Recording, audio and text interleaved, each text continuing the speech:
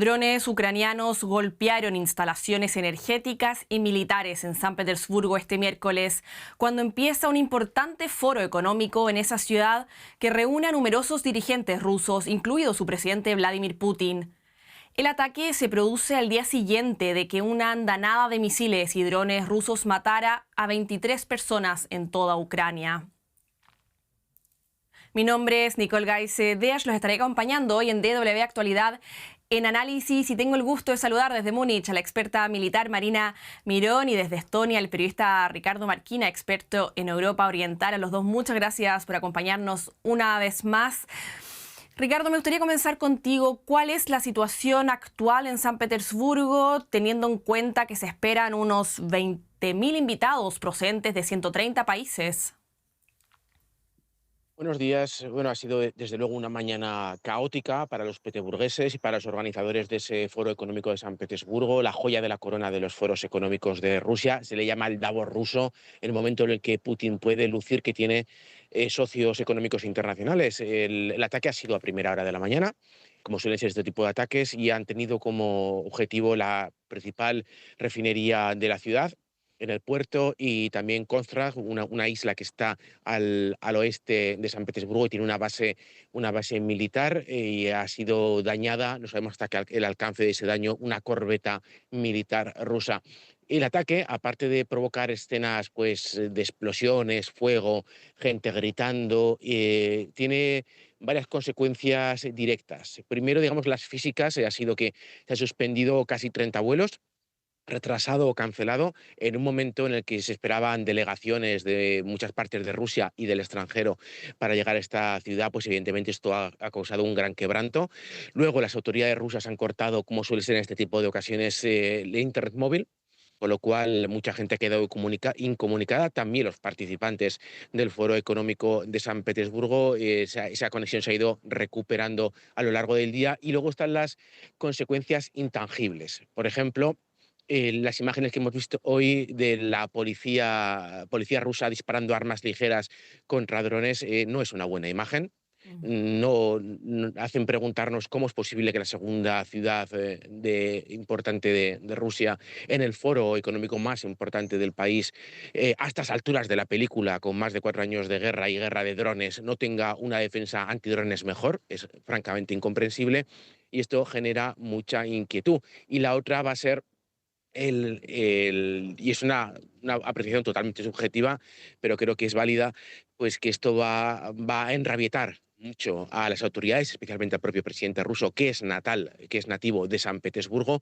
Un ataque en su ciudad natal, en el día grande de sus relaciones internacionales en el plano económico, pues seguramente esto desate un nuevo ataque ruso contra posiciones en Ucrania. Esto, digo, es una interpretación totalmente personal, pero creo que no está desencaminada. Ahora mismo en San Petersburgo el foro está en marcha. Tengo amigos allí trabajando, están acudiendo a las instalaciones, han tenido muchos problemas para entrar y para moverse, pero el foro está arrancando y se espera que en él participe hoy Vladimir Putin. De hecho, según el propio Kremlin, Ucrania lanzó más de 350 drones contra el territorio ruso durante esta madrugada. Marina, me pregunto cómo ha logrado Ucrania desarrollar una capacidad de ataques con drones que hoy le permite golpear a Rusia a gran escala. Buenos días, Nicole. Pues dos cosas quisiera añadir a lo que dijo Ricardo.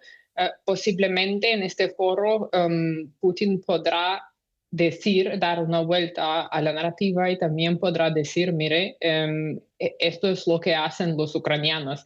Es decir, va a intentar a controlar la narrativa a pesar del fallo de proteger instalaciones importantes en una ciudad como San Petersburgo.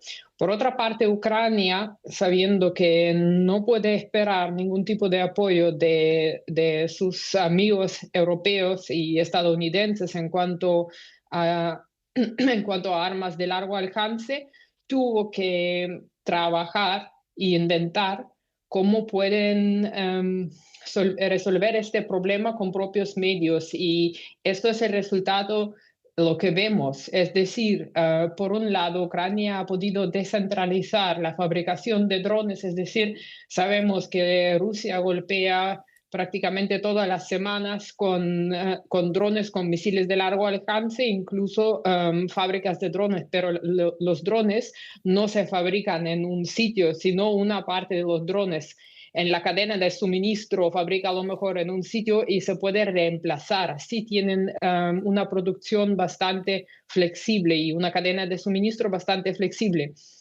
Por otro lado, están utilizando, por ejemplo, impresoras 3D. Han mejorado la navegación de los drones, la protección de sus drones contra guerra electrónica y también el alcance de los drones. Dentro de un año, porque hace un año hubo la operación Tela de Araña que se lanzó dentro del territorio ruso y ahora vemos que han tardado un año, un poco menos de un año en desarrollar drones que tienen el mismo alcance y ahora ya no hace falta mandar agentes a Rusia, preparar una operación que puede durar meses o años incluso, depende del objetivo. Y ahora lo que tiene Ucrania son estos drones de largo alcance desarrollados en Ucrania, pero con el apoyo de países europeos o, mejor dicho, de compañías europeas, ahora todavía más con el nuevo ministro de Defensa que también está intentando de arrancar aún más la innovación tecnológica dentro de Ucrania. Vemos que Ucrania, a pesar de los pesares, puede reemplazar quizás no es la palabra más adecuada en este contexto, pero sí pueden resolver este problema de no tener municiones de largo alcance, porque claro, misiles de largo alcance pueden hacer mucho más daño que los drones que utiliza Ucrania, eso hay que decirlo. Muy interesante lo que nos comentas, Marina. Ricardo, me gustaría que volvamos al ambiente en Rusia, porque a pocos meses de unas elecciones legislativas que se presentan como un plebiscito sobre Vladimir Putin, Ucrania está incrementando sus ataques dentro de Rusia, como nos lo acaba de comentar Marina. ¿Cómo está explicando el Kremlin esto a la opinión pública y cuál es la percepción entre la población rusa? Bueno, el Kremlin procura pasar de puntillas en los ataques que son dentro de Rusia y que son los más, digamos, vergonzantes, los que le sacan los colores. La prensa rusa tiene orden directa de tratar este tema de la manera más aséptica posible, dando quizás datos de que ha habido daños o ha habido fallos en las infraestructuras, pero nunca se trata el tema en los grandes medios de que Rusia no tiene cómo parar o parar completamente los ataques que han alcanzado ya grandes ciudades como San Petersburgo, Moscú, Ekaterimburgo, Perm, Yaroslav, Kazán, un sinfín de ciudades, muchas de ellas a más de 1000 kilómetros del frente. Ese tema pues no se toca, se ignora. ¿Y cómo está esto afectando a la sociedad rusa? Pues, bueno, la sociedad rusa vive en una burbuja informativa, no tiene el ruso que quiera acceder a información que no sea oficial y controlada por el Estado ha de desearlo, ha de invertir tiempo y tiene un cierto riesgo. Meterse en redes sociales para buscar información que no sea totalmente controlada y masticada por el Estado, pero esa información está. De todos modos, los rusos, muchos de ellos ya ven los problemas que quizás no sean tanto como que un dron ataque la refinería de tu pueblo, que también, evidentemente, eso es muy llamativo. Los problemas a los que se enfrentan los rusos a diario son los económicos. Los problemas en el sur de Rusia, con la falta de gasolina, con gasolineras vacías, por ejemplo, las largas colas para llenar el depósito en Crimea o en las zonas del sur del país.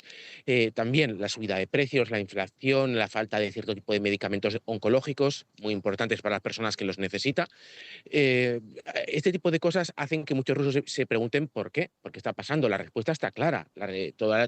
Todos los caminos llevan a Roma y Roma en este caso es la guerra. Lo que pasa es que este es un tema en el que no se puede tratar. Tú en Rusia puedes quejarte de que no tienes los medicamentos que necesitas o que la carne está muy cara o que los pepinos están más caros que el pescado, pero no puedes unir el punto con que esto es causa directa de la guerra rusa en Ucrania. El ambiente en Rusia es de extremo cansancio. Muchos, evidentemente, desearían que la guerra acabase hoy. Evidentemente, quisieran que fuese en el lado de la forma más positiva para los intereses de Rusia, pero yo creo que ahora mismo la inmensa mayoría de los rusos firmaría por el fin de las hostilidades ahora mismo. Y Marina, nos comentabas recién cómo Ucrania ha logrado descentralizar la producción de drones. ¿Ocurre lo mismo para la defensa ucraniana? Porque, por ejemplo, hace 2 noches Ucrania logró interceptar 189 drones lanzados por Rusia. Fueron solo 9 los que no pudieron ser interceptados. Sin embargo, lo que escuchamos desde Kiev es que siguen alertando una y otra vez sobre la escasez de los misiles Patriot por la guerra en Irán, que son clave para derribar misiles balísticos e hipersónicos. ¿Hasta qué punto está debilitando esto su capacidad para proteger ciudades e infraestructuras críticas en Ucrania, o se han podido descentralizar esa producción también? Bueno, aquí tenemos que entender que para interceptar drones, Ucrania tuvo que adaptarse y adaptarse un montón, y aún así no todos los drones pueden ser interceptados. Por ejemplo, para interceptar drones de tipo Ucrania, Ucrania ha utilizado hace un año, por ejemplo, o un poco más de un año, armas ligeras, porque es más barato que utilizar misiles interceptores.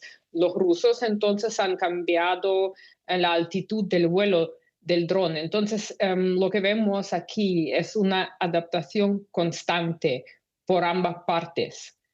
Hay una innovación por parte de Rusia, Ucrania se adapta. Hay una innovación por parte de Ucrania, Rusia se adapta, pero a lo mejor con mucha menos rapidez que Ucrania, porque en Ucrania el sistema en sí es mucho más flexible.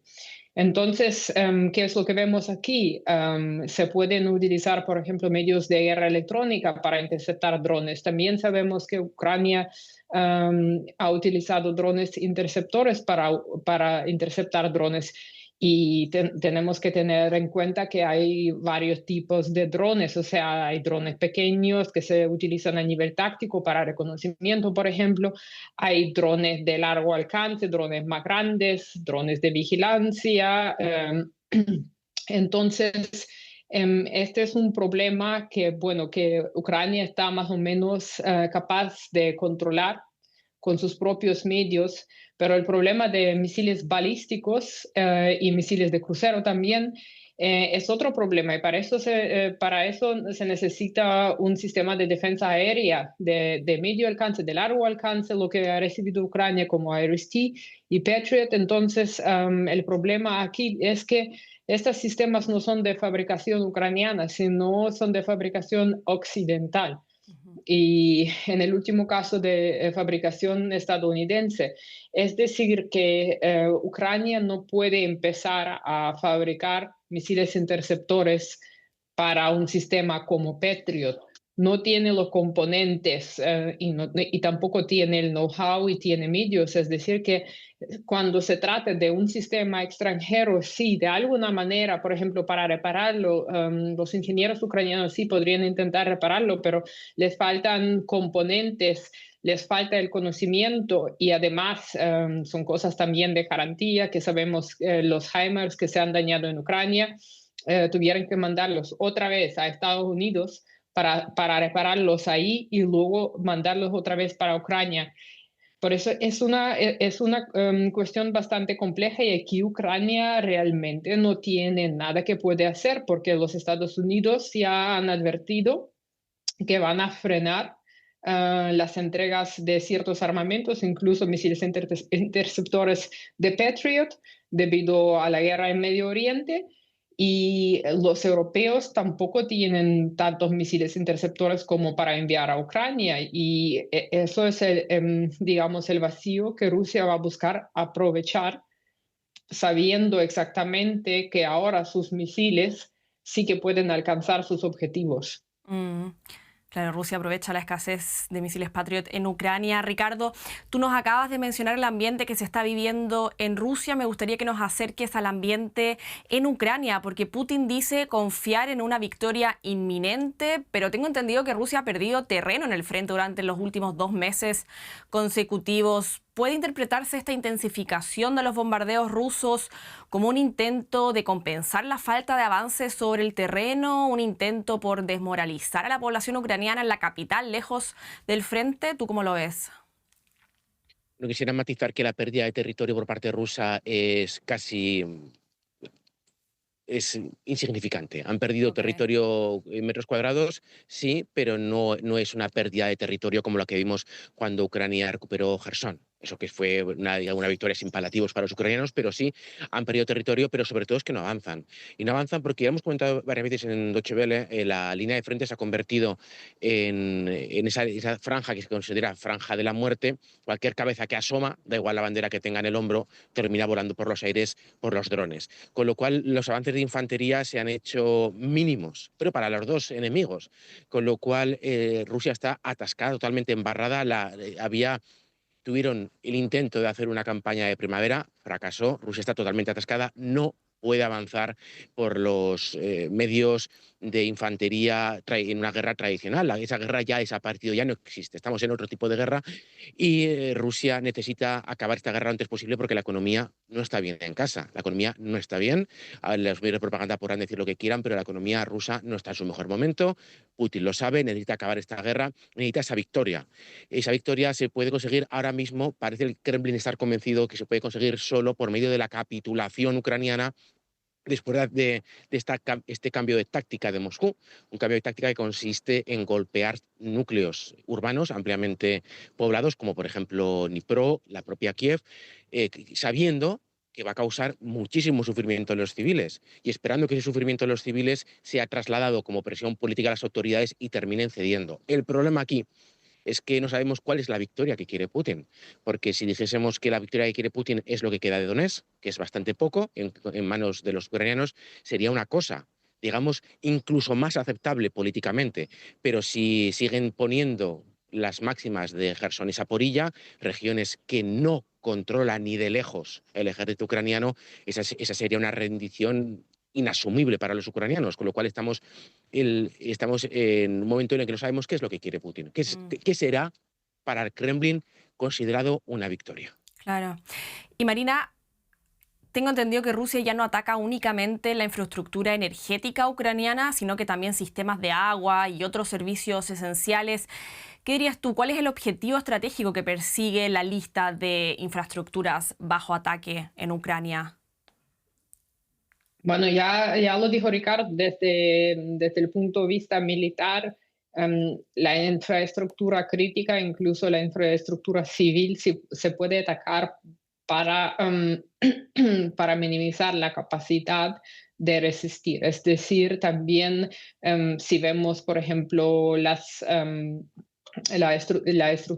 infraestructura energética, se necesita también para el ejército ucraniano, para el mando y control, para fabricación de municiones, para fabricación de drones, para el desarrollo de tecnologías militares.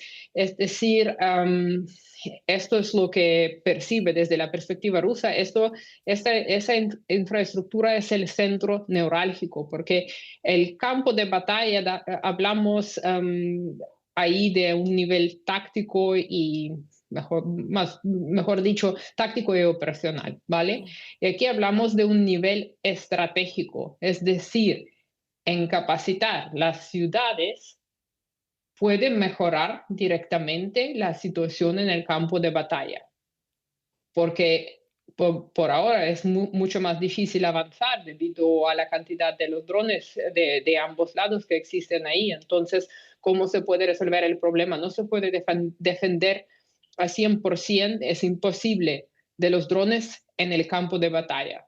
Entonces, hay que atacar instalaciones fuera para debilitar al ejército, para debilitar a la industria, también para causar, digamos, desesperanza en la población. Eso también afectaría, por ejemplo, al reclutamiento. Es un factor psicológico, es muy difícil de medir. Si tiene éxito o no tiene éxito, pues en la Segunda Guerra Mundial el bombardeo de los aliados, o por los aliados, mejor dicho, no tenía éxito. ¿Qué efectos va a producir en Ucrania? Pues no sabemos, pero sabemos que también el pueblo ucraniano también se ha cansado de la guerra. Claro. Y quizás es un momento en el que el pueblo se encuentra bastante débil y se puede explotar desde la perspectiva rusa. Y Marina, brevemente, ¿hasta qué punto le afecta a Rusia ya no tener acceso a Starlink? Porque Elon Musk le quitó el ejército ruso su brújula, que es esta red de satélites. Pues en muchas ocasiones yo sé que en febrero hubo un montón de discusiones sobre la pérdida de Starlink. Luego han aparecido, bueno, noticias, entre comillas, en el Telegram, diciendo que, bueno, oficialmente sí que no tenemos el Starlink, pero sabemos cómo obtenerlo de Okay. manera no oficial. Eso por un lado, y por otro lado, Rusia, o sea, muchos comentadores rusos han criticado el programa del espacio y también la empresa Roscosmos, que Rusia se ha quedado bastante atrás en cuanto al desarrollo de su programa espacial. Y ahora están trabajando en desarrollar algo similar a Starlink, porque por un lado, Starlink se necesita para lanzar o para la navegación y comunicación con los drones.